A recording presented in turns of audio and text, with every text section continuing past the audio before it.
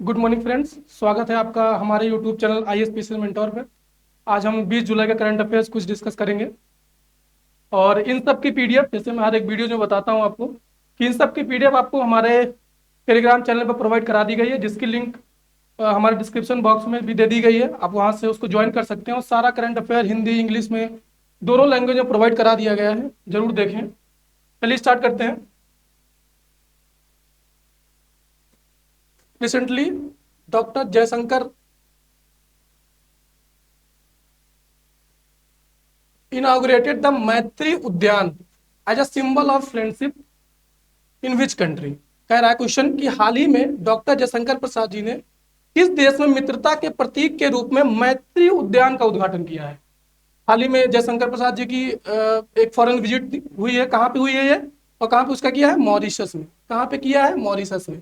पर देख लेते हैं। आपको पता होगा कि अभी तीसरी टर्म हमारे तीसरी बार हमारे मोदी जी ने तीसरी बार प्रधानमंत्री जी का शपथ ली है, जिसको मोदी 3.0 भी बोलते हैं, जिसमें जयशंकर प्रसाद जी को फिर से रीअपॉइंट किया गया as a ministry of external affairs. और आपको जैसे ये क्वेश्चन तो फैक्चुअल है, इसको तो हमने जान लिया कि मॉरिशस गए थे, वहां पे एक मैत्री उद्यान का मैत्री उद्यान के प्रतीक रूप में मैत्री उद्यान का उद्घाटन किया। लेकिन इसमें क्या इंपॉर्टेंट, इसमें अप्रोच कैसे आप देख सकते हैं। जैसे कि आप जैसे ही अभी री इलेक्टेड जो reappointed Jaishankar Prasad ji minister of external affairs, इनकी ये पहली विजिट है। पहली विजिट कहाँ पे है? मॉरिशस। अगर ये इनकी पहली विजिट है तो जरूर कुछ ना कुछ इंपॉर्टेंट होगा कि मॉरिशस अगर गए हैं पहली विजिट मॉरिशस, तो मॉरिशस हमारे लिए इंपॉर्टेंट होगा। सिर्फ इसको क्विज या पीसीएस प्रीलिम्स के पॉइंट ऑफ व्यू से ना देख के हम सिर्फ मेंस के लिए भी देखते हैं। जरूर ये ध्यान रखना है कि ये मेंस के लिए कैसे इंपॉर्टेंट। अगर वो गए हैं तो घूमने तो गए नहीं होंगे, एक फॉरेन विजिट है वो डिप्लोमेटिक। तो मॉरिशस का क्या इंपॉर्टेंस है, मॉरिशस क्यों इंपॉर्टेंट है इंडिया के लिए, ये जरूर ध्यान रखना है। हमारा गोल सिर्फ फिल्म्स क्वालिफाई नहीं करना नहीं होना चाहिए, जो अल्टीमेट गोल है वो सिलेक्शन लेना है। तो अगर आप सिर्फ फिल्म से फोकस करेंगे तो आपका मेंस अगर वो अप्रोच लैक कर गए तो वो आप मेंस भी नहीं क्वालिफाई कर पाएंगे। जैसे हम बहुत सारे स्टूडेंट्स को जानते हैं, स्टूडेंट्स को जो पिछले कई सालों से, पिछले 2-3 सालों से फिल्म क्वालिफाई कर रहे हैं, मेंस में नहीं हो पा रहा है उनका, मेंस नहीं क्वालिफाई कर पा रहे हैं। तो उसके लिए क्या है जरूरी? अप्रोच। वो अप्रोच बहुत जरूरी है, ध्यान में रखना। अगर अप्रोच आप नहीं पकड़ पाए तो फिर आप में प्लेन्स हो सकता निकल जाए। आप एक्चुअली बहुत आप याद रख लेते हैं चीज़ों को और कॉन्सेप्चुअली भी स्ट्रॉन्ग है, लेकिन वो अप्रोच नहीं है। तो अप्रोच क्या, कैसे? जैसे पहली विजिट है हमारे जयशंकर प्रसाद जी की रीअपॉइंटमेंट के बाद, तो मॉरिशस क्यों इंपॉर्टेंट है थोड़ा सा जान लेते हैं। तो जैसे पहला तो जैसे ये पहला तो है कि नेबरहुड, जो इंडिया की नेबरहुड फर्स्ट पॉलिसी है, इंडिया की आपने जरूर पढ़ा होगा, नेबरहुड फर्स्ट पॉलिसी, उसके अंतर्गत भी ये बहुत इंपॉर्टेंट है मॉरिशस। और दूसरा सबसे इंपॉर्टेंट क्या है, एक बहुत ही आपने सुना होगा कि इंडियन ओशन, जैसे ये आइलैंड है, ये मॉरिशस कहाँ पे है? मॉरिशस कहाँ पे है? अफ्रीका के साउथ ईस्टर्न कोस्ट में, अफ्रीका के साउथ ईस्टर्न कोस्ट। तो ये एक इंपॉर्टेंट आइलैंड नेशन है और ये एक इंडिया का एक विजन है, विजन विजन सागर। आपने जरूर सुना होगा, आपने इंटरनेशनल रिलेशन मेंस में पढ़ा होगा। तो विजन सागर इसका एक बहुत ही अहम, बहुत ही की पार्टनर है। जब हम इसको मेंस पढ़ रहे होंगे और प्रीलिम्स में मिशन सागर पढ़ाया जाएगा, तो ये उसके लिए बहुत ही इंपॉर्टेंट कंट्री है, बहुत ही इंपॉर्टेंट है। और तीसरा क्या आ गया है? एक मैरीटाइम सिक्योरिटी के लिए, मैरीटाइम सिक्योरिटी के लिए, मैरीटाइम सिक्योरिटी के लिए बहुत इंपॉर्टेंट है। तो ये अप्रोच जो ध्यान रखना है इंडिया मॉरिशस रिलेशन के बारे में कि मॉरिशस क्यों इंपॉर्टेंट है। ये पहली विजिट जो हमारे मिनिस्ट्री ऑफ फॉरेन अफेयर्स है, मिनिस्ट्री ऑफ एक्सटर्नल अफेयर्स है, उन्होंने पहली विजिट मॉरिशस ही क्यों की। देखते हैं नेक्स्ट क्वेश्चन। ये चीजें आपको जरूर ध्यान में रखनी है। नेक्स्ट क्वेश्चन देखते हैं। नेक्स्ट क्वेश्चन है कि where has the coalition of epidemic preparedness innovations CEPI first Asian pre clinical network facility been set up. कह रहा है महामारी तैयारी नवाचार गठबंधन सीईपीआई ने पहली एशियाई प्री क्लिनिकल नेटवर्क सुविधा कहां स्थापित की है। अब देखिए क्या कह रहा है, पहली एशियाई फर्स्ट एशियन, मतलब एशिया में पहली बार कहां पे क्या है, pre clinical network facility. Asia में पहली बार प्री क्लिनिकल नेटवर्क फैसिलिटी कहां पे स्थापित की गई है, फरीदाबाद में। कहां पे स्थापित है, फरीदाबाद में स्थापित है। उसके बाद क्योंकि पहली है एशिया में, बाकी भी है जैसे यूएस में है, तो एशिया में पहली जो नेटवर्क फैसिलिटी है वो कहां पे है, फरीदाबाद में। कहां पे है, फरीदाबाद में। अब थोड़ा सा जान लेते हैं इसे सीईपीआई के बारे में, सीईपीआई के बारे में जान लेते हैं। सीईपीआई के बारे में जान लेते हैं। ये कब लॉन्च किया गया, 2017 में। कब लॉन्च किया, 2017 में। 2017 में लॉन्च किया गया। इसको किसने लॉन्च किया, कहां पे लॉन्च हुआ, डाइवोस में। डाइवोस में किसने किसने लॉन्च किया, किसने लॉन्च किया, जैसे Norway, India, bill and Melinda foundation, world economic forum, कई सारे लोगों ने, कई सारे देश, कई सारे इंटरनेशनल ऑर्गेनाइजेशन, कई सारे सिविल सोसाइटीज, एनजीओ ने मिलकर इसको लॉन्च किया। इसमें India, Norway, bill and Melinda Gates foundation. तो एक चीज हो गई। इसका विजन क्या है, इसके बारे में जान लेते हैं। विजन क्या है इसका, विजन याद रखना है, विजन याद रखना है कि 100 डेज विजन है इसका, एक 100 डेज विजन है, 100 डेज विजन फॉर, एक 100 डेज विजन है फॉर डिलीवरिंग वैक्सीन,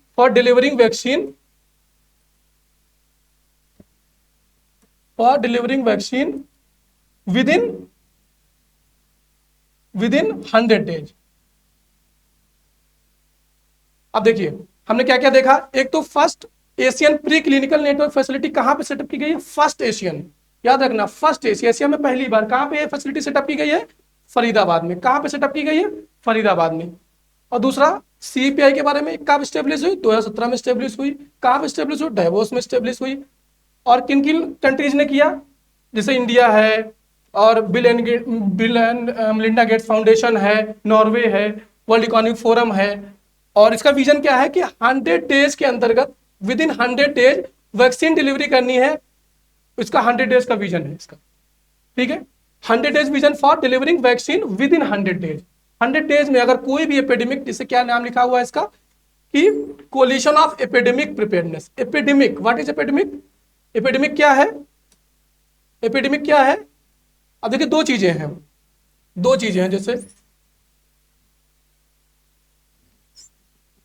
जैसे एक तो है एपिडेमिक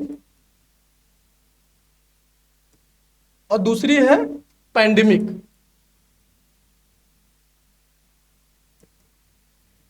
एपिडेमिक क्या होती है, कोई भी डिसीज जब रैपिडली फैल, बहुत तेजी से फैल रही विद इन टाइम फ्रेम में और विद इन एक ज्योग्राफिकल एरिया में, तो उसको क्या बोलते हैं, एपिडेमिक। क्या है, बहुत कोई भी डिसीज जब रैपिडली बहुत तेजी से फैल रही हुई with in specific geographical area में फैल रही हुई और बहुत तेजी से फैलती, तो उसे क्या बोलते हैं, एपिडेमिक। ठीक है, जैसे कॉलरा, ठीक है। इससे पैंडेमिक क्या है, जब एक लार्जर एपिडेमिक कह सकते हैं इसको कॉमन सेंस में, कि जब वही डिसीज बहुत तेजी से फैले लेकिन आउट ऑफ कंट्रोल हो जाए और पूरे वर्ल्ड वाइड उसका वो फैल जाए, पूरे वर्ल्ड वाइड। इसमें ज्योग्राफिकल एरिया है, छोटे एरिया में, इसमें क्या है, पूरे वर्ल्ड वाइड और आउट ऑफ कंट्रोल हो जाए, आउट ऑफ कंट्रोल हो जाए। ये चीज याद रखना है। जैसे कि अभी आपको पता ही हो कोविड, तो हमने इसमें कई सारी चीज देखी। एपिडेमिक क्या है, एपिडेमिक और पैंडेमिक में क्या डिफरेंस है, सीईपीआई क्या है, कहां पे first pre clinical network facility establish की गई है। तो क्वेश्चन से क्वेश्चन तक ही नहीं, जिसमें जितनी भी इंफॉर्मेशन उस क्वेश्चन में है, उसके जो फॉरवर्ड लिंकेज, बैकवर्ड लिंकेज, सब देख लेंगे हम साथ में ही जितना पॉसिबल है। नेक्स्ट देखते हैं, according to IMF report released in July 2024, what is the likely growth rate of Indian economy in 2024-2025। कह रहा है जुलाई 2024 में जारी IMF रिपोर्ट के अनुसार 2024-25 में भारतीय अर्थव्यवस्था की संभावित वृद्धि दर क्या है, संभावित वृद्धि दर क्या है, संभावित वृद्धि दर 7%। अब उसने आईएमएफ ने इसको इंक्रीज किया है। पहले कितने क्या थी 6.8%, पहले क्या थी 6.8%, पहले क्या थी 6.8%, अब उसको इंक्रीज करके क्या किया है 7%। अभी एक बार जैसे S and P global rating, global rating agency है, नाम सुना होगा आपने, रेटिंग एजेंसी है एक, जिसने जो है इंडिया की उसमें रेटिंग को उसने भी इंप्रूव किया है, जिसने जो है स्टेबल से, पहले इंडिया जो उसमें रैंकिंग तो स्टेबल थी, अब क्या कर दिया गया है पॉजिटिव। तो एक तो आईएमएफ ने उसकी ग्रोथ रेट को जो 2024-25 के लिए उसको 6.8 से 7.7% कर दिया है। और एस एंड पी जो इंटरनेशनल जो एस एंड पी जो रेटिंग एजेंसी है उसने स्टेबल से पॉजिटिव में इंडिया को कर दिया है। और चीज अच्छा, ये ग्रोथ रेट क्यों वृद्धि दर में क्यों क्यों बढ़ाया है, कुछ फैक्टर्स मेन है। जैसे कोविड के बाद क्या हुआ है कुछ चीजों में, जैसे कि एक तो हो गया कि थोड़ा सा देख लेते हैं, थोड़ा सा आगे हो सकता है मेंस में भी इसका इसमें हेल्प मिल जाए लिखने में आंसर में, कि जैसे कि पहले क्या है, एक तो डिमांड बढ़ गई, कंजम्पशन बढ़ा है, डिमांड कंजम्पशन जो बढ़ा है, डोमेस्टिक कंजम्पशन,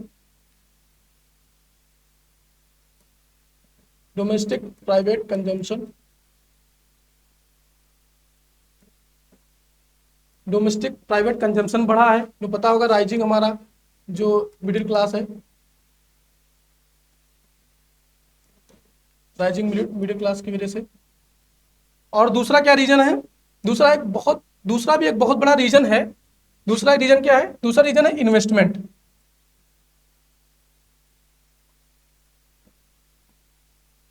इन्वेस्टमेंट जैसे आपने सुना होगा एक, जैसे कि नेशनल मोनेटाइजेशन पाइपलाइन, गवर्नमेंट की एक नेशनल मोनेटाइजेशन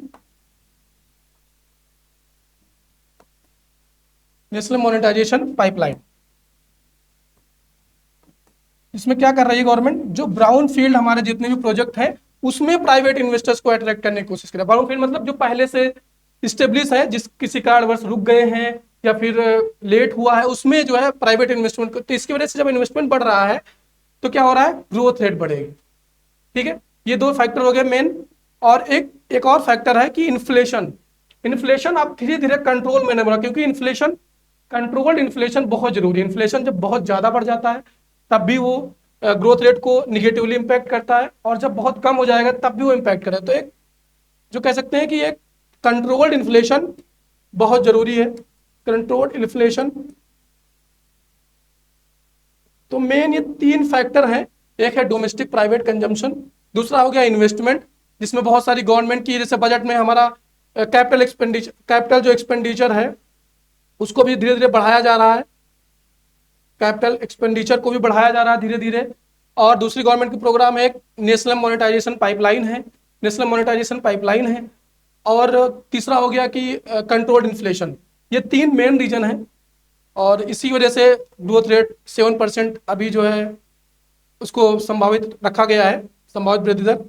नेक्स्ट देखते हैं, recently which state has announced to give 10% reservation to Agniveers in police recruitment.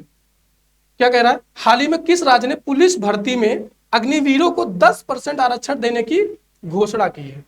किस स्टेट ने की है, पता होगा, हरियाणा ने किया है। किसने किया है, किसने किया है, हरियाणा ने किया है। थोड़ा जान लेते हैं, एक स्कीम है गवर्नमेंट की, ये बहुत ज्यादा इधर विवादों में रही है, बहुत ज्यादा न्यूज में रही है, इसलिए थोड़ा जानना जरूरी हो सकता है, इस पर क्वेश्चन आ जाए, थोड़ा डिटेल में जान। जैसे एक स्कीम है गवर्नमेंट की अग्निपथ, कौन सी स्कीम है, अग्निपथ, अग्निपथ स्कीम है। इसमें जो भी यूथ ज्वाइन कर रहे हैं उनको बोला जाता है अग्निवीर, उनको क्या बोला जाता है, अग्निवीर। कितने सालों के लिए है, इस पर बहुत ज्यादा विवाद हो रहा है, फॉर 4 ईयर्स, फॉर 4 ईयर्स के लिए है, याद रखना है। और इसमें कौन सी रैंक है, सिर्फ below officer rank, below officer rank, below officer rank, officer rank, जैसे बिलो ऑफिसर रैंक के लिए है ये। किसके लिए है, अग्निवीर स्कीम है below officer rank, below officer rank, जैसे कि एयरमैन, जैसे एयरमैन हो गए, ठीक है, सेलर्स हो गए, ठीक है। दूसरी बात हो गई, हमने क्या देखा, 4 साल के लिए है, ऑफिसर रैंक के लिए है, और इसमें क्या है, 20% लोग उसको फिर आगे कंटिन्यू कर सकते हैं, 20% लोग जो है आगे रिज्वाइन कर सकते हैं फॉर 15 ईयर्स के लिए।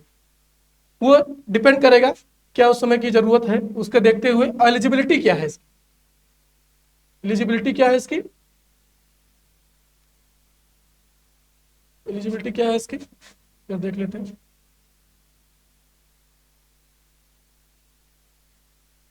एक minute,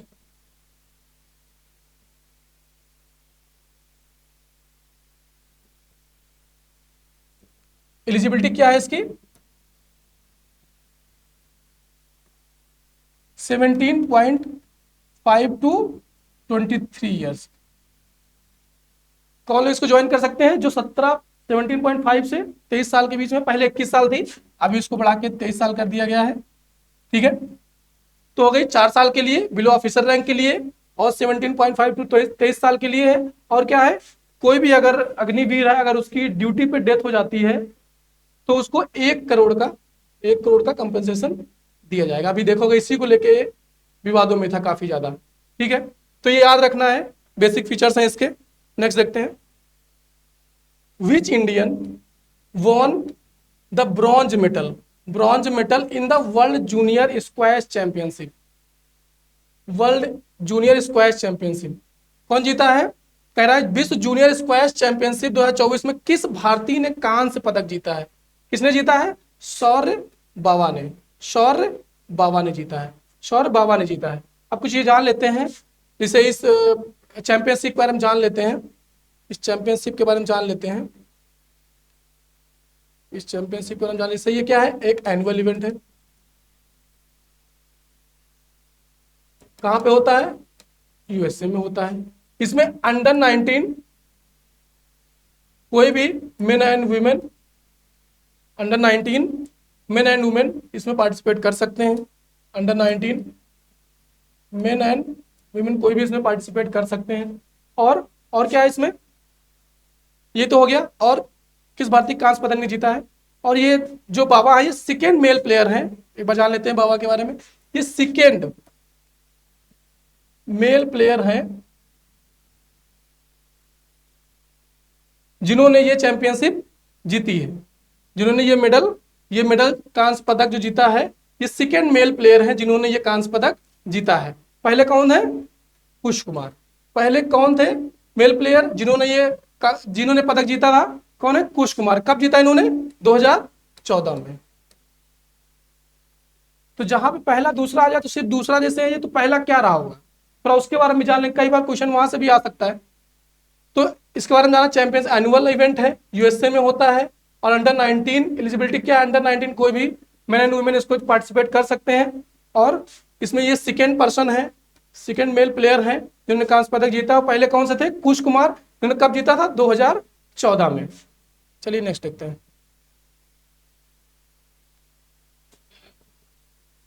in view of the Paris Olympics, कह रहा पेरिस ओलंपिक के मद्देनजर युवा मामले एवं खेल मंत्रालय, ministry of youth and sports द्वारा सरकार के महत्वाकांक्षी कीर्ति कार्यक्रम की शुरुआत की गई है। कीर्ति कार्यक्रम की शुरुआत की गई है। कीर्ति के संक्षिप्त नाम में अंतिम का क्या अर्थ है, अंतिम का क्या अर्थ है, मतलब अंतिम जो है, जैसे कीर्ति है, एक सेकंड देख लेते हैं, कीर्ति, इसका फुल फॉर्म क्या है, खेलो इंडिया,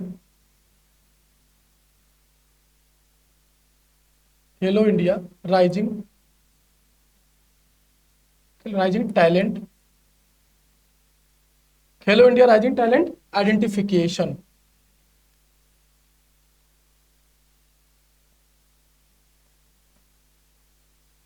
तो क्या पूछ रहा है, लास्ट, कह रहा क्या, लास्ट जो कीर्ति के संक्षिप्त नाम में अंतिम का अर्थ क्या है, अंतिम का क्या अर्थ है, जैसे हमने देखा कीर्ति का फुल फॉर्म क्या है, खेलो इंडिया राइजिंग टैलेंट आइडेंटिफिकेशन। तो लास्ट क्या है, आइडेंटिफिकेशन है। अब इसके बाद थोड़ा जान लेते हैं कीर्ति प्रोग्राम के बारे में।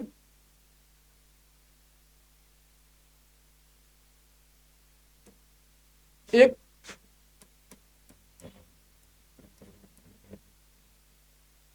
जान लेते हैं इसमें कौन सा है। जैसे ये है किसके अंतर्गत, ये गवर्नमेंट इंडिया का एक फ्लैगशिप प्रोग्राम है, आपको पता होगा, खेलो इंडिया प्रोग्राम।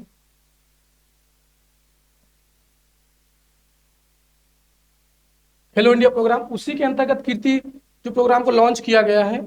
और इसके एलिजिबिलिटी क्या है, किस पे किसके इसके लक्ष्य क्या है इसका, जो 9 साल से लेके 18 साल के जो भी बच्चे हैं, जो भी चाइल्ड के एज, इस एज ग्रुप के जो बच्चे हैं, वो इनका लक्ष्य है। उनको जो है उन पे क्या करना है, उनको क्या करना है, उसके टैलेंट को ढूंढना है। क्या कह रहा है, पूरे देश में जिस इस एज ग्रुप 9 से लेके 18 साल के जितने भी बच्चे हैं उसमें टैलेंट की पहचान करना। और इसका एक गोल है कि इस टैलेंट से, इससे क्या होगा, इस कीर्ति प्रोग्राम से इससे क्या करना है कि जैसे कुछ ड्रग एडिक्शन है या फिर कोई भी गजेटरी डिस्ट्रैक्शन है, उसको भी कर्व करना है, उसको भी कम करना है। इसका एक लक्ष्य वो भी है। तो क्या है इसका लक्ष्य, एक तो किसके अंतर्गत है, किसके अंदर इसका मेन स्कीम, खेलो इंडिया प्रोग्राम के अंतर्गत है ये। एम क्या है, 9 से 18 साल के बच्चे जो एज ग्रुप है वो इसका मेन जो एम्ड है। और इसके अंदर के क्या, एक और चीज क्या है इसमें, कर्व एडिक्शन जो है, चाहे वो ड्रग एडिक्शन हो या गजेटरी डिस्ट्रैक्शन है, उसको कर्व करने की बात कर रही है। ठीक है, हमने बताया, देखा, ये आइडेंटिफिकेशन इसका पहला ऑप्शन सही है। नेक्स्ट देखते हैं, इन विच स्टेट हैज द लड़का भाऊ स्कीम बीन लॉन्च्ड रिसेंटली। क्या कह रहा है, हाल ही में किस राज्य में लड़का भाऊ योजना शुरू की गई है, किस किस स्टेट में शुरू की गई है, महाराष्ट्र में। अब देखिए स्कीम पे क्वेश्चन आता है तो हमें दो चीजें जरूर याद रखनी है स्कीम में। एक तो स्कीम, कौन सी स्कीम, एक तो यूनियन गवर्नमेंट की जो सेंट्रल गवर्नमेंट की है, सेंट्रल गवर्नमेंट, और दूसरा जैसे यूपी का है तो यूपी गवर्नमेंट की। इन दोनों गवर्नमेंट की जो फ्लैगशिप स्कीम है, जैसे आप जब पढ़ रहे होगे, जैसे धीरे धीरे एग्जाम नजदीक आता जाएगा तो आपका प्रेशर बढ़ता जाएगा, रिवीजन की बड़ी में रहेगा लोग, तो उसको हिसाब से कैटेगराइजेशन करना जरूरी है, क्या पहले पढ़ना है, क्या ज्यादा इंपॉर्टेंट है। तो पहले क्या देखना है, सेंट्रल गवर्नमेंट, और अगर आप स्टेट यूपी पीसीएस का है तो यूपी गवर्नमेंट स्कीम, और उनकी कौन सी स्कीम जो फ्लैगशिप स्कीम से उनको पहले देखना है। अब जैसे महाराष्ट्र की है, ठीक है, देख सकते हैं आप, इसको एक ध्यान में रखना है बस कि लड़का भाऊ स्कीम कहाँ की है, महाराष्ट्र की है। अगर आप थोड़ा बहुत जानना चाहते हैं, थोड़ा बहुत डिटेल ध्यान में रखना है, जैसे कि किस बारे में है ये, अनएम्प्लॉयड यूथ के बारे में है, इसके बारे में है जो अनएम्प्लॉयड, जो बेरोजगार है, अनएम्प्लॉयड अनएम्प्लॉयड यूथ के पे फोकस्ड है। उनको क्या देगा, ये स्किल ट्रेनिंग देगा और स्टाइपेंड देगा। बस, इससे ज्यादा याद रखने की जरूरत अदर स्कीम में नहीं है। अगर आप इतना भी याद रखते हैं, लड़का भाऊ स्कीम किस स्टेट में लॉन्च की गई है, महाराष्ट्र में। और किस किस बारे में है, किसके लिए है ये, अनएम्प्लॉयड यूथ जितने भी हैं उनके लिए है। और उनको क्या प्रोवाइड करेंगे, स्किल ट्रेनिंग और स्टाइपेंड दिया जाएगा उनको। ठीक है, जॉब ट्रेनिंग और, ठीक है। नेक्स्ट, मनोज सौनिक, महाराष्ट्र के पूर्व मुख्य सचिव मनोज सौनिक को किसके स्थान पर महारेरा का नया अध्यक्ष नियुक्त किया गया है, किसके, अजय मेहता के स्थान पर। अब देखिए महारेरा क्या है, Maharashtra real estate regulatory authority. क्या है, महाराष्ट्र रियल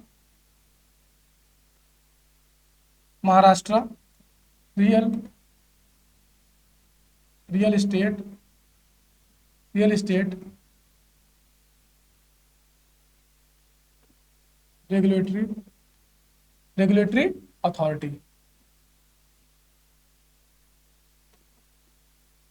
रेगुलेटरी अथॉरिटी। ये हो गया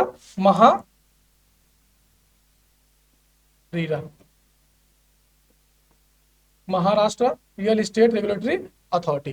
किसको किया गया है, अजय मेहता। नेक्स्ट देखते हैं, 35वां अंतरराष्ट्रीय जीव विज्ञान ओलंपियाड, इंटरनेशनल बायोलॉजी ओलंपियाड किस देश में संपन्न हुआ है, किस देश में संपन्न हुआ है, कजाकिस्तान में। किस देश में संपन्न हुआ है, कजाकिस्तान में। कुछ ये देख लेते हैं, जैसे कि इसमें क्या हुआ सबसे, ये बहुत ही इंपॉर्टेंट न्यूज है। किस लिए इंपॉर्टेंट है? क्योंकि इसमें जैसे हम देखते हैं आईबीडी, थोड़ा देख लेते हैं क्यों इंपॉर्टेंट है। इसमें टोटल 4 मेडल्स आए हैं। इंडिया को 4 मेडल्स मिले हैं, जिसमें 1 गोल्ड और 3 सिल्वर। 3 सिल्वर, 1 गोल्ड और 3 सिल्वर। एक है कौन सा, जिसे जो गोल्ड जिन्होंने लिया है कौन है? वेदांत, जिनको गोल्ड मेडल मिला है आईबीडी में, इंटरनेशनल बायोलॉजी ओलंपियाड में, वेदांत साकरे। वेदांत साकरे कहां से हैं? मुंबई से, मुंबई महाराष्ट्र। मुंबई महाराष्ट्र। और दूसरे कौन है? एक और नाम याद रखना, बेसिकली 2 नाम याद रखना जरूरी है, क्योंकि फैक्ट बहुत ज्यादा है, आप सब कुछ एग्जाम तक ले जा पाए, दिमाग में रहे उतना जरूरी नहीं है। तो 2 नाम, एक तो 1 गोल्ड किसने लिया है, किसने पाया है? वेदांत साकरे। कहां से है? मुंबई महाराष्ट्र से। और दूसरे कौन है? यशस्वी कुमार। यशस्वी कुमार क्यों इंपॉर्टेंट है? यशस्वी कुमार ये कहां से है? बरेली, यूपी से। बरेली उत्तर प्रदेश। बरेली उत्तर प्रदेश, तो उत्तर प्रदेश से है, तो उत्तर प्रदेश के लिए बहुत इंपॉर्टेंट हो जाती है। अभी तक हमने 3 दिन में क्या क्या यूपी का देखा है। जैसे हम लोगों ने एक दिन देखा था माउंट किनाबालू, ठीक है, और आज हमने देखा ये जो आईबीडी में इनको मिला है, ठीक है। तो ऐसे जो चीजें आ रही हैं उनको रिकॉल करते रहना है, नहीं तो फिर आप भूल जाएंगे। रिवीजन बहुत जरूरी है। फिर 9 हो गया। थोड़ा सा और जान लेते हैं, जैसे इसमें कहाँ हुआ है? कजाकिस्तान में। हमने इसमें आईबीडी का हम डिस्कस कर लिया। कजाकिस्तान में देखिए, कजाकिस्तान कहाँ पे है? कहाँ पे है? कहाँ पे है कजाकिस्तान? ये है सेंट्रल एशिया में। सेंट्रल एशिया में और यूरोप में। इसका कुछ पार्ट, वेस्टर्न पार्ट जो है वो कहाँ आता है? अब देखिए, क्वेश्चन जरूरी नहीं इसी से, हो सकता कजाकिस्तान पूछ ले, हो सकता किसने गोल्ड मेडल जीता है, किसने सिल्वर मेडल जीता है, ऐसे पूछ सकता है। ये कौन सा इंटरनेशनल बायोलॉजी ओलंपियाड था? 35th था, ये भी याद रखना है। कहाँ पे हुआ? कजाकिस्तान में हुआ। कजाकिस्तान कहाँ पे है? सेंट्रल एशिया और यूरोप में है। सेंट्रल एशिया और यूरोप में। इसके साथ एक इंडिया की ज्वाइंट मिलिट्री एक्सरसाइज है, जिसको बोलते हैं काजिन कजाकिस्तान इंडिया। ये ज्वाइंट मिलिट्री एक्सरसाइज है। और आपको पता होगा कजाकिस्तान एक और चीज के लिए फेमस है, ये वर्ल्ड का लीडिंग प्रोड्यूसर है। किस चीज का? किस चीज का लीडिंग प्रोड्यूसर है? यूरेनियम का। किस चीज का? यूरेनियम का। इंडिया की न्यूक्लियर डील भी है कजाकिस्तान के साथ। तो हमने क्या क्या देखा? एक चीज और देख लो, जो एक और चीज सबसे इंपॉर्टेंट है कि कजाकिस्तान विश्व में 2 देशों में से एक वो देश है, एक लैंडलॉर्ड कंट्री, जो लैंडलॉर्ड कंट्री विश्व में 2 हैं, जिनमें से एक देश कजाकिस्तान है, जिसका रीजन जो है 2 कॉन्टिनेंट में आता है। जैसे मैंने बताया कि सेंट्रल एशिया में भी है, यूरोप में भी है, ठीक है। तो और दूसरा कौन सा देश है? अजरबैजान। अब क्या याद रखना, क्या क्या याद रखना है? एक तो हो गया ये 35th इंटरनेशनल बायोलॉजी ओलंपियाड है। कितने मेडल इसमें इंडिया ने जीते हैं? 4 मेडल जीते हैं। 1 गोल्ड जीता है, 3 सिल्वर जीते हैं, ठीक है। अब कजाकिस्तान के बारे में जैसे हमने देखा, और इनके यशस्वी कुमार को जरूर याद रखना है, यूपी से बिलोंग करते हैं। यूपी में कहाँ से? बरेली से बिलोंग करते हैं। और दूसरा हो गया कजाकिस्तान। कजाकिस्तान के बारे में हमने क्या क्या जाना कि कहाँ पे? सेंट्रल एशिया और यूरोप में। विश्व में 2 ऐसे लैंडलॉक्ड कंट्री हैं जिनका जो रीजन है वो 2 कॉन्टिनेंट में आता है। इसमें 2 कौन सा देश है? एक तो अजरबैजान है और दूसरा कजाकिस्तान खुद है। और कजाकिस्तान किस लिए फेमस है? किस लिए फेमस है कजाकिस्तान? एक लीडिंग प्रोड्यूसर है यूरेनियम का। किस चीज का लीडिंग प्रोड्यूसर है? यूरेनियम का लीडिंग प्रोड्यूसर है वर्ल्ड में।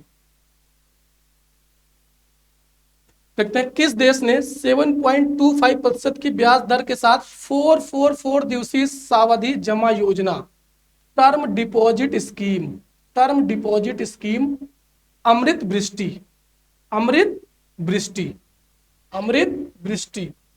With an interest rate of 7.25%। कह रहा है किस बैंक ने 7.25% की ब्याज दर के साथ 444 दिवसीय जमा योजना अमृत वृष्टि शुरू की है। किसने शुरू की है? भारतीय स्टेट बैंक ने। भारतीय स्टेट बैंक ने। अब जैसे देखते हैं, जैसे इसमें क्या लिखा हुआ, एक तो है टर्म डिपॉजिट, कुछ टर्म से इसमें देख लेते हैं कि टर्म डिपॉजिट क्या होता है। टर्म डिपॉजिट कोई भी है, जैसे कोई भी हम पैसा जब एक फिक्स टाइम पीरियड के लिए हम रखते हैं, कि एक उस टाइम पे जब तक मैच्योरिटी नहीं आएगी तब तक आप उसको वापस नहीं ला सकता हो, तब तक आपको विड्रॉ नहीं कर सकते उस अमाउंट को। तो टर्म डिपॉजिट क्या है कि कोई भी हमने मनी जो है अपनी एक मनी हमने रखी है फिक्स टाइम पीरियड के लिए, और वो जब तक वो मैच्योरिटी नहीं आएगी, जब तक मैच्योरिटी नहीं आएगी उस टाइम पीरियड में, तब तक हम उसको विड्रॉ नहीं कर सकते। अच्छा, टर्म डिपॉजिट दो तरीके के होते हैं। टर्म डिपॉजिट दो तरीके के होते हैं।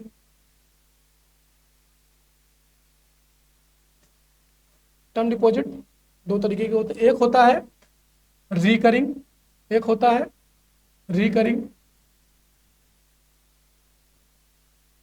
एक होता है रिकरिंग, और दूसरा क्या होता है? Fixed deposit. एक होता है रिकरिंग डिपॉजिट, एक होता है रिकरिंग डिपॉजिट, दूसरा होता है फिक्स्ड डिपॉजिट। रिकरिंग डिपॉजिट क्या होता है? जिसमें एक फिक्स इंटरवल पे हम कुछ कुछ पैसा डालते हैं, जैसे महीने भर हो गया ऐसे करके। और फिक्स डिपॉजिट क्या, हमने एक फिक्स्ड अमाउंट डाल दिया कुछ सालों के लिए, वो जब उसका मैच्योरिटी पीरियड हो जाएगा तब वो तब हम उसको विड्रॉ कर सकते हैं। बीच में विड्रॉ कर सकते हैं, लेकिन उस पर कुछ ना कुछ पेनाल्टी कट जाएगी, जैसे 5 लाख तक के लिए 0.25%, 0.5% शायद, तो ऐसे करके ये चीजें ऐसे है फिक्स्ड डिपॉजिट। अब इसमें क्या है, जो ये स्कीम है अमृत वृष्टि में सिर्फ फिक्स डिपॉजिट है, रिकरिंग डिपॉजिट इस स्कीम में नहीं है। रिकरिंग डिपॉजिट इस स्कीम में नहीं है। इसके लिए अब इसमें क्या, इसका एलिजिबिलिटी क्या है? कोई भी डोमेस्टिक रिटेल टर्म डिपॉजिट, कोई भी इसकी एलिजिबिलिटी क्या है, किसकी? अमृत वृष्टि की। अमृत वृष्टि कोई भी डोमेस्टिक रिटेल डोमेस्टिक कोई भी डोमेस्टिक रिटेल टर्म, और दूसरा क्या है, इसमें एनआरआई भी इंक्लूड है। वो लेस देन, अगर उनका 3 करोड़ है तो वो भी इसमें इन्वेस्ट कर सकते हैं। ठीक है, तो देखो, domestic retail term deposit including NRI less than 3 crore, वो इसमें इन्वेस्ट कर सकते हैं। अच्छा, ये स्कीम क्यों लाई गई होगी कि डिपॉजिट की जरूरत पड़ गई? क्यों? कई बार क्रेडिट सप्लाई बहुत ज्यादा बढ़ जाती है। क्रेडिट बैंक देती कैसे? जब उसके पास डिपॉजिट होगा तभी उसको क्रेडिट दे पाएगी किसी को लोन। तो उसी में बैलेंस बनाने के लिए ये स्कीम लाई गई है। इसके पहले भी स्कीम लाई जाती है। 4-4-4 क्या है? 4-4 दिवसीय के लिए अगले 31 मार्च 2025। ठीक है, जहां ये वित्त वर्ष कंप्लीट हो रहा है। ठीक है, ये याद रखना है। नेक्स्ट देखते हैं। अब नेक्स्ट है map of the day Bharat, Keibul Lamjao national park. ठीक है, ये कहां पे है हम डिस्कस करेंगे इसमें। Keibul Lamjao national park, Keibul Lamjao national park, Keibul Lamjao national कहां पे है? मणिपुर में है। ठीक है, अब इसको आगे डिस्कस करेंगे।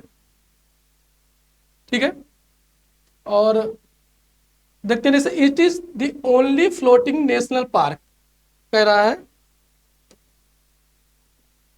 ओनली फ्लोटिंग नेशनल पार्क, मतलब एकमात्र तैरता हुआ राष्ट्रीय उद्यान है। याद रखना है, it is the only floating national park in the world, ये विश्व में एकमात्र तैरता हुआ राष्ट्रीय उद्यान है। और ये कहा? लोकटक झील पर स्थित कैबुल लेमजाओ नेशनल पार्क राष्ट्रीय उद्यान के नाचने वाला हिरण संगाई, ये क्या कह रहा है कि ये जो है कैबुल लेमजाओ नेशनल पार्क है, located on the Loktak lake. जो फ्लोटिंग है नेशनल पार्क, किस पे फ्लोटिंग है? लोकटक लेक है, लोकटक लेक। अब लोकटक लेक कैसे, क्या है लोकटक लेक, हम जान लेते हैं थोड़ा सा कि लोकटक लेक कैसी है। एक एक जैसे क्या बोलते हैं लोकटक लेक के बारे में, जैसे कि ये फ्रेश वाटर लेक है। थोड़ा से एक सेकेंड, लोकटक लेक एक largest fresh water lake in the north east region, in the north east north eastern states, north eastern, north eastern states, जो भी नॉर्थ ईस्टर्न स्टेट्स है उसमें सबसे बड़ी largest fresh water largest fresh water lake है। और वैसे normally कौन सबसे फ्रेश वाटर लेक है इंडिया की, सबको पता होगा। नॉर्मली सबसे लार्जेस्ट फ्रेश वाटर लेक कौन सी है, Wular lake. Wular lake, Wular lake क्या है, largest fresh water lake of India. कहाँ पे है ये, सबको पता होगा, जम्मू एंड कश्मीर में। तो हमने क्या पढ़ा, ये दुनिया का एकमात्र तैरता हुआ राष्ट्रीय उद्यान है। और ये कहाँ पे लोकेटेड है, लोकटक लेक में। और यहाँ पे last natural habitat of Sangai deer, एक संगाई डियर जिसको डांसिंग डियर भी बोलते हैं, संगाई डियर यहीं भी पाया जाता है। पहले एक बार पहले ऐसा हुआ कि ये शायद लोगों को लगा कि संगाई डियर जो डांसिंग डियर तो कहीं पे नहीं है, लेकिन फिर पता चला कि लोकटक लेक जो ये नेशनल पार्क है, कैबुल लमजाओ नेशनल पार्क में ये पाया जाता है। फिर इसको देखा गया संगाई डियर को। तो ये लास्ट नेचुरल हैबिटाट है किसका, संगाई डियर का। संगाई डियर को क्या बोलते हैं, संगाई डियर को क्या बोलते हैं, dancing dear, dancing dancing dancing dear. ठीक है, एक और चीज के लिए फेमस है, एक और चीज के लिए फेमस है ये, एक और चीज के लिए फेमस है ये।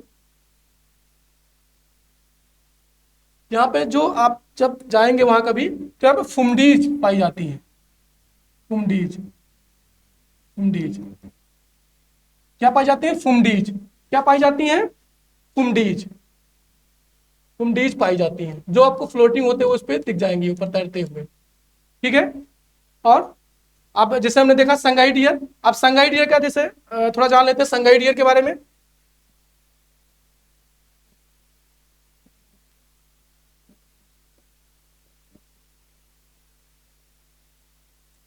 इसका स्टेटस जान लेते हैं, आईयूसीएन स्टेटस क्या है इसका, इंडेंजर्ड,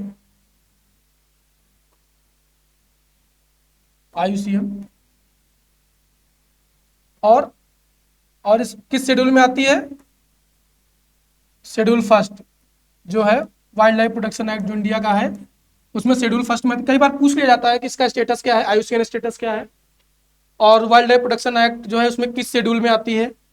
तो संगाई डियर इंडेंजर्ड स्पीसीज है और किस में आती है, शेड्यूल 1 के, आईयूसीएन के कैटेगरी में इंडेंजर्ड और डब्ल्यूपीए शेड्यूल 1 में। ठीक है, और दिस इज द, ये क्या है, मणिपुर के नाचने वाले हिरण, भाव मृग हिरण जैसे मैंने बताया, ब्राउन एल्टर्ड डियर का अंतिम प्राकृतिक आवास है।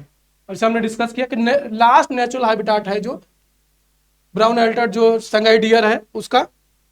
अगर देखते हैं कि इन द 1950 के दशक में यह माना जाता था कि भाव मृग जो संगाई डियर है वो देश में विलुप्त हो गया। अभी मैंने बताया कि ऐसा माना जाता था 1950 के दशक में कि ये जो संगाई डियर है इसको ये विलुप्त हो गया है। हालांकि बाद में इसे मणिपुर में फिर से खोजा गया, फिर से देखा गया।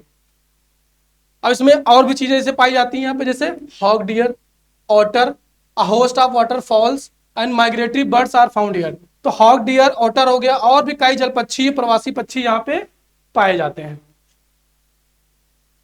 नेक्स्ट देखते हैं, आज हम क्या देखेंगे, माउंट एकोनगुआ।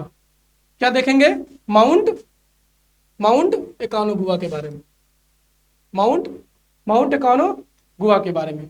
ये कहाँ पे है, अब देखते हैं इस बारे में। अभी क्या हुआ है कि अभी क्या पहले की न्यूज है कि 12 वर्षीय भारतीय छात्रा काम्या कार्तिकेयन दक्षिण अमेरिका की सबसे ऊंची चोटी माउंट एकोनगुआ पर चढ़ने वाली दुनिया की सबसे कम उम्र की लड़की बन गई है। क्या हुआ है कि एक 12 वर्षीय भारतीय छात्रा है काम्या कार्तिकेयन, और जो ये चोटी है कहाँ पे, दक्षिण अमेरिका में है, उस पर चढ़ने वाली दुनिया की सबसे कम उम्र की लड़की बन गई है। ठीक है, और ये क्या है, एकोनगुआ क्या है कि हाईएस्ट पीक आउटसाइड एशिया। और क्या कह रहा है कि एशिया के बाहर ये सबसे ऊंची चोटी है, एशिया के बाहर ये सबसे ऊंची चोटी है। और क्या कह रहा है, यह दक्षिणी एंडीज, अब देखा होगा एंडीज, एक एंडीज माउंटेन रेंज आपने देखा होगा जो कि नॉर्थ अमेरिका से और सेंट्रल अमेरिका से होते हुए साउथ अमेरिका की तरफ पूरी एक चेन है एंडीज। उसकी सबसे लंबी दुनिया, यह दुनिया के एंडीज के बारे में बात कर रहा है कि दक्षिणी जो एंडीज है, एंडीज दुनिया की सबसे लंबी पर्वत श्रृंखला है जो दक्षिण अमेरिका के पूर्वी के पूरे पश्चिमी तट पर स्थित है। यह एकोनगुआ कहाँ पे है, दक्षिणी एंडीज में है, और दक्षिणी एंडीज में यह एकोनगुआ माउंटेन है। और ये भी आपको पता होगा कि माउंट एवरेस्ट जो है, माउंट एवरेस्ट एशिया और दुनिया का सबसे ऊंचा पर्वत है। नेक्स्ट देखते हैं, Aconcagua is volcanic is of volcanic origin. क्या कह रहा है, अकाउंगुआ ज्वालामुखी मूल है, मतलब इसका ओरिजिन क्या है, वोल्केनिक ओरिजिन है, लेकिन अब ये अपने आप में स्वयं एक सक्रिय ज्वालामुखी नहीं है। अब देखिए यहाँ पे सबसे वर्ल्ड का हाईएस्ट वोल्केनो है, वर्ल्ड हाईएस्ट वोल्केनो कहाँ पाया जाता है, इसी में माउंट अकाउंगुआ में। एक चीज और याद रखना है, जैसे ये बता रहा है कि वोल्केनिक ओरिजिन है, तो वोल्केनिक ओरिजिन कैसे है, यहाँ पे एक आप जब जाएंगे साउथ अमेरिका में ऐसे देखेंगे तो ये पूरा जो पैसिफिक रीजन है, यहाँ पे एक नाजका बेल्ट है। कौन सी बेल्ट है, सॉरी नाजका प्लेट, ये हो गई साउथ अमेरिकन प्लेट। दिख नहीं रहा होगा, कोई नहीं, आप मेरी बातों पे थोड़ा ध्यान देना है कि ये कहाँ पे, ये हो गया साउथ अमेरिका, ये हो गई साउथ अमेरिकन प्लेट, ये है नाजका प्लेट। तो जब दो प्लेट, जिसको हम ज्योग्राफी में अच्छे से पढ़ेंगे, जो हमारा क्रैश कोर्स आ रहा है उसमें हम ज्योग्राफी में जब हम जियोमॉर्फोलॉजी पढ़ेंगे वोल्केनिज्म के बारे में, तो उसमें हम देखेंगे कि कैसे प्लेट्स जहां पे कन्वर्जेंस हो रहा होगा और जो जो ओसेनिक प्लेट है वो भारी होती है, वो जब नीचे जाती है जब कन्वर्जेंस में, तो वहां पे कैसे वोल्केनिक इरप्शन होता है। तो यही नाजका प्लेट और साउथ अमेरिकन प्लेट जब यहाँ पे मिलती हैं, तब उसी की वजह से यहाँ पे वोल्केनिक इरप्शन हुआ। लेकिन बाद में हुआ क्या, जो उसकी डेप्थ थी वो रुक गई और धीरे धीरे क्या हो गया, वहां पे जो एक्टिव वोल्केनो का अब वो नहीं रहा। पिछले लगभग 1000 सालों में, वहां कोई भी वोल्केनिक इरप्शन नहीं देखा गया है। ठीक है, तो इसमें हम कुछ चीजें देखें, कुछ चीजें छोड़ दे रहे हैं क्योंकि सारी चीजें इसमें पॉसिबल नहीं है, उनको आने वाले हम जो कोर्सेज हैं उसमें देखेंगे डिटेल में। नेक्स्ट देखते हैं, फिर वही क्वेश्चन है कि आईएमएफ ने 2024-25 के लिए भारत के विकास पूर्वानुमान को बढ़ाकर 7% कर दिया, अभी हमने देखा था। और हाल ही में बताएं कि अंतरराष्ट्रीय मुद्रा कोष के प्रबंध निदेशक, मैनेजिंग डायरेक्टर ऑफ आईएमएफ कौन है, क्रिस्टलिना जॉर्जीवा। कौन है, क्रिस्टलिना जॉर्जीवा। जैसे कुछ ये जान लेते हैं आईएमएफ के बारे में, जैसे आईएमएफ के बारे में कुछ जान लेते हैं। जैसे आपने नाम सुना होगा ब्रिटेन वुड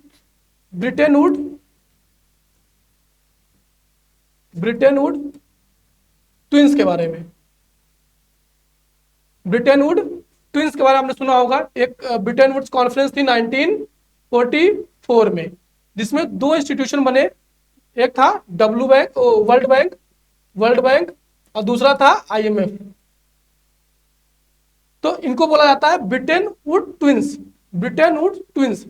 ये हुआ कॉन्फ्रेंस 1944 में हुई, जिसमें वर्ल्ड बैंक और आईएमएफ दो इंस्टीट्यूशन बनाए गए। आपको जैसे थोड़ा बहुत डिफरेंस जान लेते हैं कि आईएमएफ का पिक्चर में आता है जब कोई भी इकोनॉमिक क्राइसिस होती है, तब ये आपकी वहां पे जो भी देश है उनकी फाइनेंशियल हेल्प करता है। और वर्ल्ड बैंक नॉर्मली ये कुछ दिन पे कोई पॉलिसी के थ्रू या किसी इंटरवेंशन के थ्रू ये आपको पैसा फाइनेंशियल हेल्प करता रहता है, स्पेशली फॉर डेवलपिंग कंट्रीज जो है उनके लिए। और क्या गोल है कि इसका मेन गोल है कि पॉवर्टी को,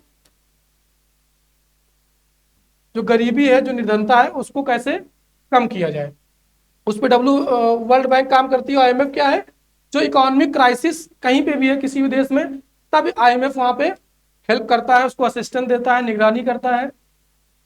ठीक है, ये चीज हमने देखी। और जिसे आईएमएफ पर हम देख लेते हैं ये किस पे कैसे काम करता है, कोटा बेस्ड। यहाँ पे हर एक कंट्री का एक कोटा होता है जिसके बेसिस पे आईएमएफ काम करता है। एक एसडीआर देखा होगा, एसडीआर नाम सुना होगा, आपने नाम सुना, इस पे क्वेश्चन भी आ चुका है। ये क्या है एसडीआर, यूनिट ऑफ अकाउंट है। ये पूरी बास्केट है जिसमें करेंसी है, कितनी करेंसी है, 4 करेंसी है। एक यूएस डॉलर है, और दूसरा क्या है, जापानीज येन है। एक है यूएस डॉलर, दूसरा क्या है, जापानीज येन है, तीसरा क्या है, पाउंड स्टर्लिंग है, और तीसरा क्या है, चाइनीज रेनमिनबी। तो हमने क्या क्या देखा कि पहले तो इसके जो क्वेश्चन था कि मैनेजिंग डायरेक्टर कौन है, तो हमने देखा क्रिस्टालिना जॉर्जीवा, ठीक है। फिर हमने आईएमएफ के बारे में थोड़ा सा देखा, और इसके पहले हमने हमने हम देख चुके हैं कैसे 6.7 से इसको 6.8 से कैसे 7% किया गया था, हमने फैक्टर्स भी देखे थे। इसमें फिर आगे हम और क्या आईएमएफ का नाम इसमें जान लेते हैं, और बाकी चीजें तो हम इसके पहले क्वेश्चन में जो था उसमें हम डिस्कस कर चुके हैं। इसमें जैसे कि ये ब्रिटेन वुड्स ट्विंस क्या है, वर्ल्ड बैंक और आईएमएफ को ब्रिटेन वुड्स ट्विंस बोला जाता है। कॉन्फ्रेंस कब बने थे, 1944 में। ये कोटा बेस्ड होता है, हर एक कंट्री का अपना कोटा होता है, उसकी इकोनॉमिक परफॉर्मेंस की बहुत सारे उसके फैक्टर हैं। उसको फिर हम एक स्पेशल वीडियो लेके आएंगे, इंस्टीट्यूशन जैसे वर्ल्ड बैंक हो गया, आईएमएफ हो गया, इन सब पे एक स्पेशल वीडियो आएगी, उसमें हम डिटेल में बात करेंगे। और इसमें एक एसडीआर होती है जो क्या है, यूनिट ऑफ अकाउंट है, जिसमें कौन कौन सी करेंसीज हैं बास्केट में, US dollar, Japanese yen, pound sterling और चाइनीज रेनमिनबी, ठीक है। नेक्स्ट देखते हैं, first Asian CPI pre clinical network facility हमने देखा, inaugurated in Faridabad in country same which are the coalition of, कह रहा फरीदाबाद में पहली एशियाई सीपीआई प्री क्लिनिकल नेटवर्क सुविधा का उद्घाटन किया गया फरीदाबाद में से, हमने देखा क्वेश्चन में। के संदर्भ में बताएं कि महामारी तैयारी नवाचार गठबंधन की स्थापना कब हुई, स्थापना कब हुई, 2017 में, 2017 में। इसको हम पहले डिस्कस कर चुके हैं सीपीआई के बारे में, उसको दोबारा देख लीजिएगा, ये सीपीटी लिखा हुआ है, सीपीआई है ये, ठीक है।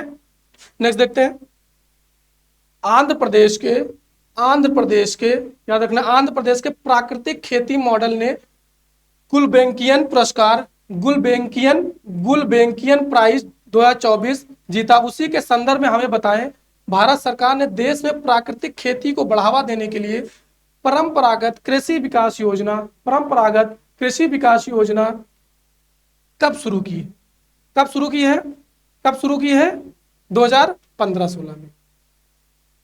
तो अब क्या कह रहा है क्वेश्चन, ध्यान से देखना है कि जो अभी जो मॉडल ऑफ आंध्र प्रदेश में किसने जीता है, ये गुलबेकिन प्राइज 2024 किसने जीता है, आंध्र प्रदेश ने। आंध्र प्रदेश का जो नेचुरल फार्मिंग मॉडल है उसने जीता है, ठीक है। उसी के संदर्भ में पूछ रहा है ये कि जो परंपरागत कृषि विकास योजना की शुरू कब शुरू की गई, 15-16 में शुरू की गई। कब शुरू की गई, 15-16 में शुरू की गई। और एक चीज देख लेते हैं, इसे परंपरागत कृषि विकास योजना ये किसने स्टार्ट की, इसका गोल क्या था, ऑर्गेनिक फार्मिंग को प्रमोट करना, एक चीज। दूसरा क्या था कि जो फर्टिलाइजर्स हैं, केमिकल्स, एग्रीकल्चर, उन पे डिपेंडेंस कम करना, उन पे डिपेंडेंस कम करना, ठीक है। और क्या होगा, ठीक है। और इसमें क्लस्टर बेस्ड अप्रोच को अपनाया गया है, जैसे क्या है कि जैसे कि कुछ 40-50 फार्मर्स मिलके एक क्लस्टर बना लिए और उसी बेसिस पे वो परंपरागत खेती, एक ऑर्गेनिक फार्मिंग स्टार्ट कर दी है। ऐसे करके क्लस्टर बेस्ड अप्रोच इसमें लिया गया है, क्लस्टर बेस्ड अप्रोच पे इसमें काम किया जा रहा है। अब देखिए जैसे इसमें, अब जैसे सपोज इसमें क्या किया, इसे ऑर्गेनिक फार्मिंग प्रमोट कर रहे हैं। अगर इंडिया की डिपेंडेंस या फार्मर्स की डिपेंडेंस अगर उन्होंने फर्टिलाइजर्स पे कम कर दी, ठीक है, केमिकल्स पे कम कर दिया, तो क्या होगा, इंडिया का भी जो एक्सपेंडिचर है वो कम होगा। तो वो और सारी स्कीम्स और सारे जो कैपिटल इन्वेस्टमेंट है जो उस पर इंडिया खर्च कर सकती है, ये जो रेवेन्यू एक्सपेंडिचर को कम करके, तो वो ग्रोथ के लिए हमारे बहुत फायदेमंद रहेगा, वो बहुत ही जरूरी है, आपको पता होगा। नेक्स्ट देखते हैं कि एक्सटर्नल अफेयर्स मिनिस्टर, विदेश मंत्री जयशंकर ने मॉरिशस के पोर्ट लॉर्ड्स में मैत्री उद्यान का उद्घाटन किया। अभी हमने देखा, मॉरिशस गए थे, हमने पूरी बताया भी इसका जियोपॉलिटिकल सिग्निफिकेंस मॉरिशस का। और विदेशी जन औषधि केंद्र, अब देखें कि पहला, उसी संदर्भ में बताया कि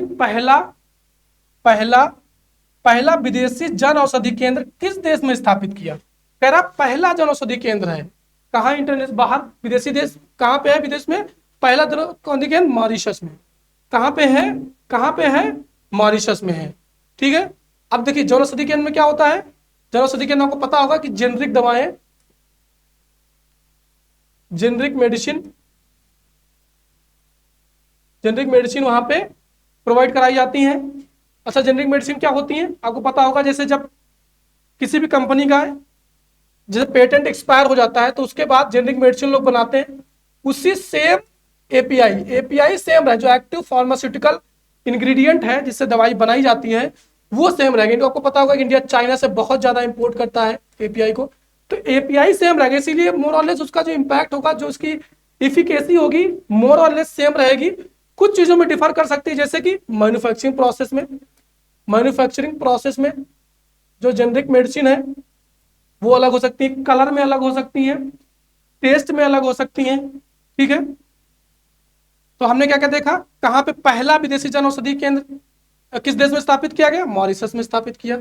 जन औषधि केंद्र क्या होता है, जहां पे सस्ते दाम में जेनरिक दवाएं उपलब्ध कराई जाती हैं।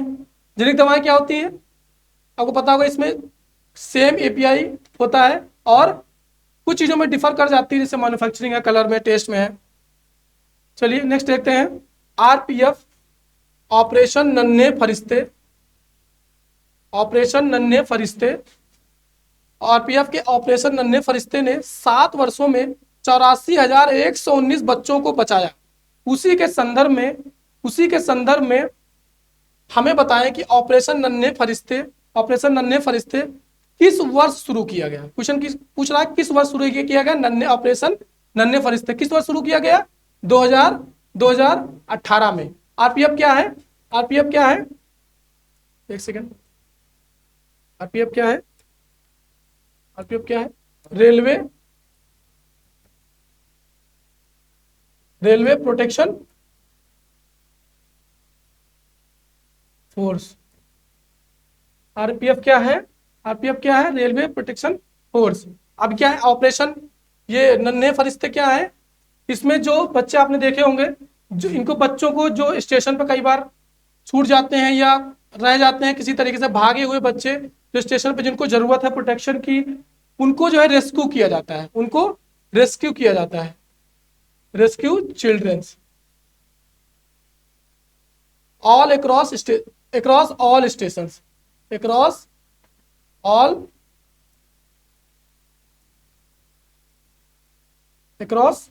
ऑल नेशनल स्टेशन, जितने भी रेलवे स्टेशन हैं उस पे इतने बच्चे, उनको रेस्क्यू किया जाता है बेसिकली। ठीक है, और जैसे एक और ऑपरेशन था आरपीएफ का ही, आपने सुना होगा, जैसे ऑपरेशन था एक और, एक सेकंड, आपने नाम सुना होगा, ऑपरेशन आहट। ऑपरेशन आहट किस बारे में था, चाइल्ड ह्यूमन ट्रैफिकिंग को रोकने के लिए, ह्यूमन ट्रैफिकिंग को रोकने के लिए। ठीक है, तो हमने चीज देख ली इसमें कि ऑपरेशन आरपीएफ जो किस में लागू किया, 2018 में। ठीक है, ऑपरेशन नन्हे फरिश्ते क्या था, चिल्ड्रन को रेस्क्यू करना, जो स्टेशन पे रहते हैं, छूट गए या भाग के आए। ठीक है, और जितने भी रेलवे स्टेट है उस पे, और हमने एक और नया ऑपरेशन देखा, ऑपरेशन आहट देखा, जो कि ह्यूमन ट्रैफिकिंग को रोकने के लिए लाया गया था। इसको किसने लाया है, आरपीएफ ने इन दोनों को लाया है, चाहे वो ऑपरेशन नन्हे फरिश्ते हो या ऑपरेशन आहट हो। ठीक है, छड़ा देखते हैं, international seabed authority is preparing to allow deep sea mining in the international seabed including mining for minerals needed for green energy। क्या करा, international seabed authority international seabed में गहरे समुद्र में खनन की अनुमति देने की तैयारी कर रही है, जिसमें हरित ऊर्जा के लिए आवश्यक खनिजों का खनन भी शामिल है। अंतरराष्ट्रीय सीबेड प्राधिकरण के संबंध में निम्नलिखित कथनों पर विचार कीजिए। कुछ चीजें हम देख लेते हैं, जैसे इंटरनेशनल सीबेड। ठीक है, इंटरनेशनल सीबेड, अबे कुछ टर्म्स हैं आप कंफ्यूज कर रहे होंगे कि इंटरनेशनल सीबेड क्या बोलते हैं, कोई भी एरिया जो किसी नेशनल ज्यूरिडिक्शन के बाहर जितना भी एरिया है, area beyond the limits of national jurisdiction. तो नेशनल ज्यूरिडिक्शन जो राष्ट्रीय, जहां पे नेशनल ज्यूरिडिक्शन जहां तक जिस वाटर तक है उसके बियॉन्ड का जितना भी एरिया है उसको बोलते हैं इंटरनेशनल सीबेड। ये लगभग 2/3 है, 2/3 एरिया जो है लगभग जो है वो इसके अंतर्गत आता है। तो इंटरनल सीबेड क्या बोलते हैं, जो कि इंटरनेशनल जुरिस्डिक्शन के बाहर, जैसे कि हमने देखा होगा कि एक होता है टेरिटोरियल वाटर, एक होता है जो 12 नॉटिकल माइल तक होता है, दूसरा होता है कॉन्टिगुअस जोन जो होता है 24, और तीसरा होता है ईईजेड एक्सक्लूसिव इकोनॉमिक जोन, जो कहां तक होता है 200 नॉटिकल माइल्स तक। ठीक है, ये चीज हमने देख ली। अब क्या देखते हैं, अब इससे नेक्स्ट क्या है टर्म, जैसे डीप, अब क्या कह रहा है, international seabed authority is preparing to allow deep sea mining. Deep sea mining क्या हो गया कि मिनरल्स की माइनिंग करना, डीप सी में माइनिंग करना। अब इसके 200 मीटर के नीचे जो माइनिंग मिनरल्स को जो निकाला जाता है 200 मीटर के नीचे, बिलो 200 मीटर के, उसको बोलते हैं डीप सी माइनिंग। ठीक है, नेक्स्ट देखते हैं आप क्या बचा, हमने देखा इसमें। आप देखते हैं इसको ऑप्शन पढ़ते हैं कि आईएसएस संयुक्त राष्ट्र सामान्य प्रणाली के अंतर्गत एक स्वायत्त संगठन है। बिल्कुल, इसका मुख्यालय कहाँ पे है, जमाइका में है। 1982 यूएन 1982 ऑल स्टेट पार्टी तो यूएन 1982 अंक्लॉज आर मेंबर्स ऑफ, बिल्कुल अंक्लॉज के जितने भी मेंबर हैं उस सारे स्टेट्स इसके भी मेंबर हैं, ये चीज याद रखना है। अब इससे कि थोड़ा आईएसए के बारे में जान लेते हैं।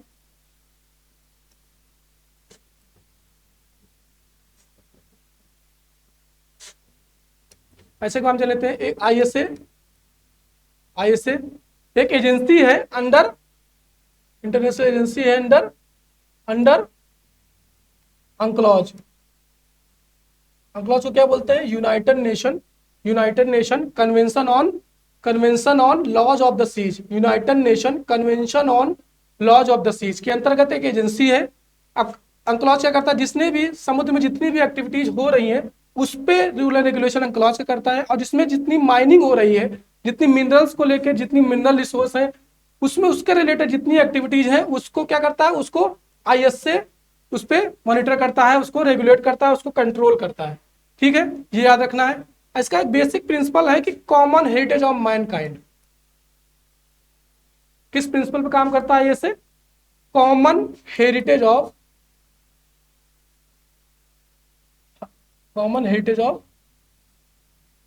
मैनकाइंड। मतलब जो भी चीजें यहां पे मिल रही है इस एरिया में, मैंने बताया इंटरनेशनल सीबेड, जो नेशनल जुरिडिक्शन के बाहर जितना भी जो रीजन है उसको इंटरनेशनल सीबेड बोलते हैं।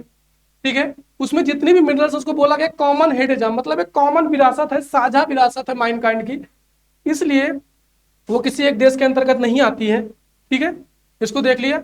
और अब नेक्स्ट देखते हैं हम लोग। हाँ, हाल ही में विवेकानंद इंटरनेशनल फाउंडेशन द्वारा स्थापित 20 सदस्यीय अफ्रीका विशेषज्ञ समूह एईजी ने भारत अफ्रीका साझेदारी उपलब्धियां, चुनौतियां और रोडमैप 2030 शीर्षक से एक रिपोर्ट प्रस्तुत की है।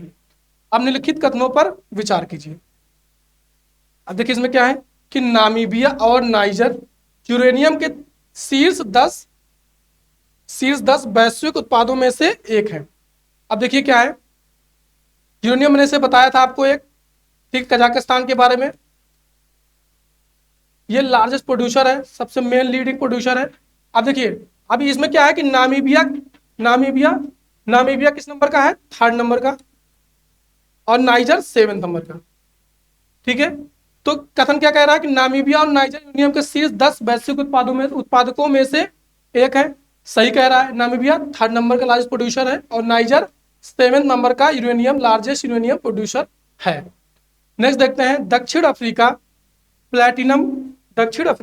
प्लेटिनम और क्रोमियम का विश्व का दूसरा सबसे बड़ा उत्पादक। नहीं, ये गलत है।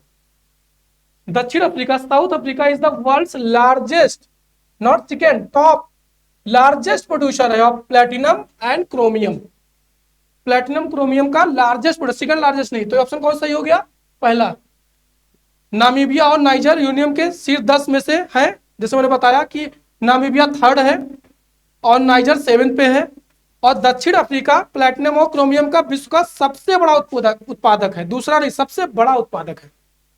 नेक्स्ट क्वेश्चन देखते हैं, तो इसमें आंसर कौन सा हो गया, केवल एक। नेक्स्ट देखते हैं, recently an international team of astronomers announced scientific evidence confirming the presence of gravitational waves using pulsar observations. Consider the following statement regarding GMRT. क्या कह रहा है GMRT के बारे में? अब क्या है GMRT टेलीस्कोप? कि GMRT is a low frequency radio telescope. याद रखना है कि GMRT जो है वो लो फ्रीक्वेंसी रेडियो टेलीस्कोप है, ठीक है। ऑईटी कहाँ पे लोकेटेड है? इंडिया में कहाँ पे लोकेटेड है? बेंगलुरु में लोकेटेड है, ठीक है। और it is operated by national centre for radio astrophysics. ये तीनों पॉइंट सही है, इसको याद रखना है। पल्सर होते क्या है? एक बहुत ही पल्सर देख लेते क्या होते हैं, बेसिकली देख लेते पल्सर क्या होते हैं। एक बहुत तेजी से रोटेट करते हुए जो न्यूट्रॉन स्टार्स होते हैं, न्यूट्रॉन स्टार्स होते हैं, उन्हीं को पल्सर्स बोलते हैं, ठीक है। अब न्यूट्रॉन स्टार्स क्या होते हैं? न्यूट्रॉन स्टार जो बहुत ही मैसिव स्टार्स होते हैं, जिनमें जिनका कोर, जिसमें सुपरनोवा एक्सप्लोजन की वजह से उनके कोर पे कोलैप्स के बाद बनता है न्यूट्रॉन स्टार। सुपरनोवा एक्सप्लोजन के बाद ये बनता है न्यूट्रॉन स्टार। इसको हम ज्योग्राफी में डिटेल में देखेंगे, ऐसे समझ में नहीं आएगा। हम डिफरेंट स्टार, न्यूट्रॉन स्टार्स और पल्सर क्या होता है, और जैसे मैंने बताया कि और भी चीजें हैं इसमें, न्यूट्रॉन्स क्या होते हैं, ग्रेविटेशनल वेव्स क्या होती हैं, ठीक है। हम इन सब चीजों को ज्योग्राफी में देखेंगे बहुत ही डिटेल में। अब इसके लिए क्या है कि तीनों ऑप्शन सही है, याद रखना। नो फ्रीक्वेंसी रेडियो टेलीस्कोप है, ये इंडिया में बेंगलुरु में है, और इसका ऑपरेट कौन करता है? National centre for radio astrophysics. अभी हमारा क्रैश कोर्स में साइंस का भी स्टार्ट होने वाला है, जिसमें साइंस बहुत ही बेहतरीन तरीके से पढ़ाया जाएगा आपको, जितना भी रेलिवेंट है एग्जाम के लिए, उसमें सब सारी चीजें आपको बताई जाएंगी। तो उसके लिए देखते रहिए हमारा यूट्यूब चैनल। और आज के लिए इतना ही, आज के लिए इतना ही। Thank you. और इसका सारा पीडीएफ मैंने वैसे बताया है कि सारा पीडीएफ हमारे टेलीग्राम चैनल पर प्रोवाइड करा दिया गया है, और आप वहां से इसका पीडीएफ डाउनलोड कर सकते हैं और इसको इस तरीके से रिवाइज कर सकते हैं। आज के लिए इतना ही। थैंक यू, धन्यवाद।